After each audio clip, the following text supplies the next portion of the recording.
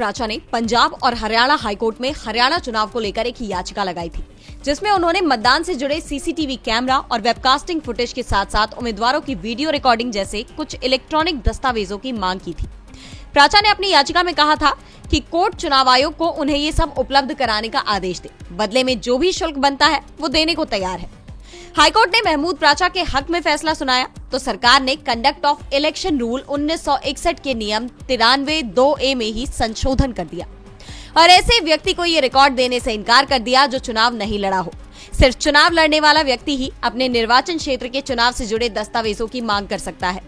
इस बदलाव को लेकर कांग्रेस ने मोदी सरकार पर सवाल उठाए थे कि आखिर सरकार चुनाव की किस धांधली को छिपाने की कोशिश कर रही है। और अब कांग्रेस पार्टी ने मोदी सरकार के चुनाव नियमों में किए गए बदलावों को सुप्रीम कोर्ट में चुनौती दे दी है।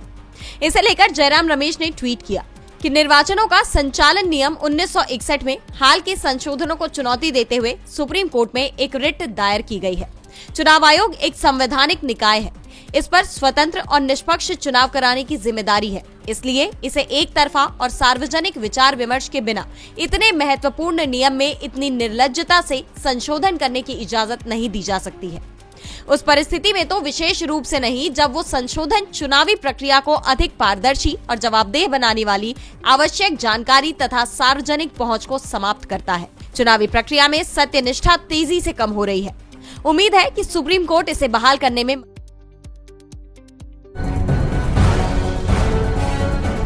नरेंद्र मोदी दिल्ली में क्रिसमस सेलिब्रेशन के एक इवेंट में शामिल हुए थे। इसका आयोजन Catholic bishops conference of India ने किया था, लेकिन पीएम के इसमें शामिल होने पर केरल के कैथोलिक चर्च के बिशप ने तंज कसा है।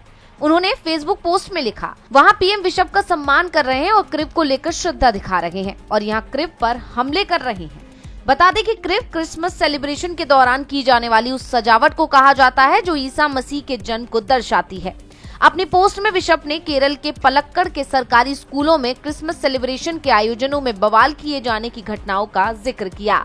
इनमें से एक घटना में चित्तूर में 3 बीएचपी नेताओं को अरेस्ट किया गया है। ईसाई समुदाय पर होने वाले हमलों को लेकर तुषार गांधी, एनी राजा, फादर सेड्रिक प्रकाश, जॉन दयाल और शबनम हाशमी सहित देश की 200 से ज्यादा प्रमुख हस्तियों ने गंभीर चिंता व्यक्त करते हुए एक संयुक्त बयान पर हस्ताक्षर किए हैं। बयान में कहा गया है कि पिछले कुछ सालों में भारत में ईसाइयों का उत्पीड़न एक बढ़ती हुई चिंता का विषय रहा है। तमाम रिपोर्ट बताती हैं कि विशेष रूप से ग्रामीण क्षेत्रों में ईसाइयों के खिलाफ हिंसा और उत्पीड़न में उल्लेखनीय वृद्धि हुई है।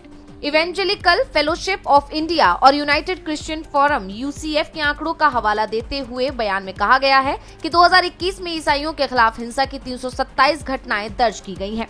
2022 में 486 से ज्यादा घटनाएं दर्ज की गई, जिनमें शारीरिक हिंसा के 115 मामले और धमकी और उत्पीड़न के 357 मामले शामिल हैं।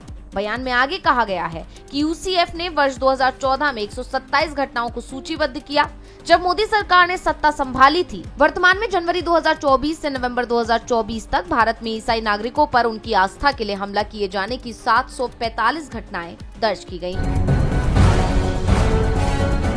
सभा में नेता प्रतिपक्ष राहुल गांधी मोदी सरकार के लिए मुश्किलें बढ़ाते जा रहे हैं। बीजेपी राहुल गांधी की काट नहीं ढूंढ पा रही है। राहुल आम जनता के बीच जाकर उनसे उनका हाल जान रहे हैं। आम जनता मोदी सरकार के राज में किन किन परेशानियों से जूझ रही है, ये जानने की कोशिश कर रहे हैं। इसी कड़ी में अब राहुल गांधी अचानक से दिल्ली की एक सब्जी मंडी में पहुंचे। इस दौरान सब्जियों के दाम सुनकर राहुल के भी होश उड़ गए। सब्जी मंडी में मौजूद कई महिलाओं ने राहुल को अपनी आपबीती सुनाई। राहुल गांधी की महिलाओं से मुलाकात और बातचीत का वीडियो भी सामने आया है, जिसे राहुल गांधी ने एक्स पर शेयर किया है। लगभग 6 मिनट के इस वीडियो में राहुल सब्जियों के दाम पूछ रहे हैं। महिलाएं सरकार के खिलाफ नाराजगी जाहिर कर रही हैं। एक महिला ने कहा कि शलजम जो कभी 30 से 40 रुपए किलो मिलते थे, वो आज 60 रुपए किलो मिल रहे हैं।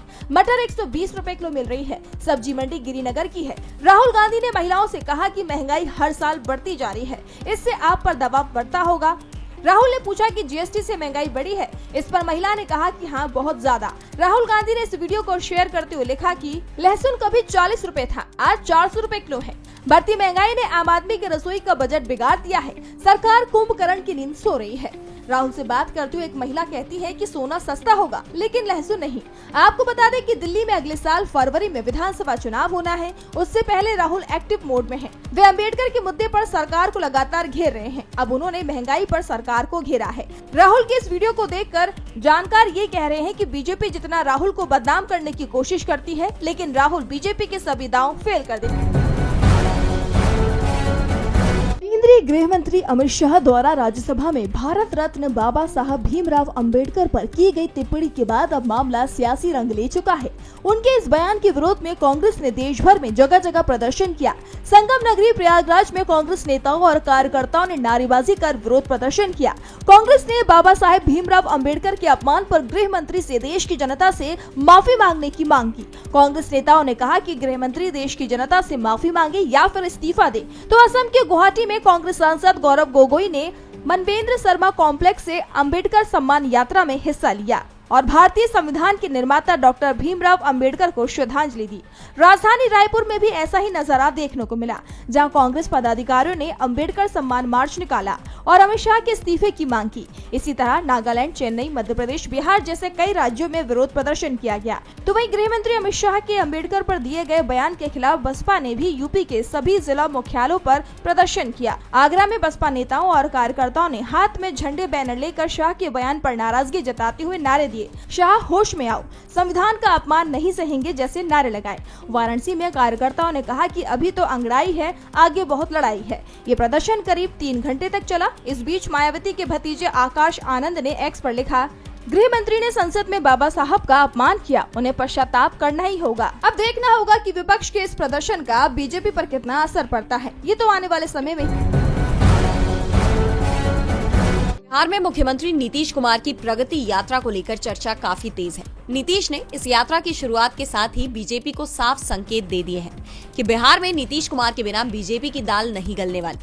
उनकी यात्रा के पोस्टर से लेकर कार्यकर्ताओं के तेवरों तक साफ जाहिर है कि नीतीश अभी से 2025 के विधानसभा चुनाव के लिए अपनी रणनीति भुनाने में लगे हैं। कहा तो ये भी जा रहा है कि नीतीश बीजेपी पर इस बात का दबाव बना रहे हैं कि अगर दोनों पार्टियां इस बार का चुनाव एक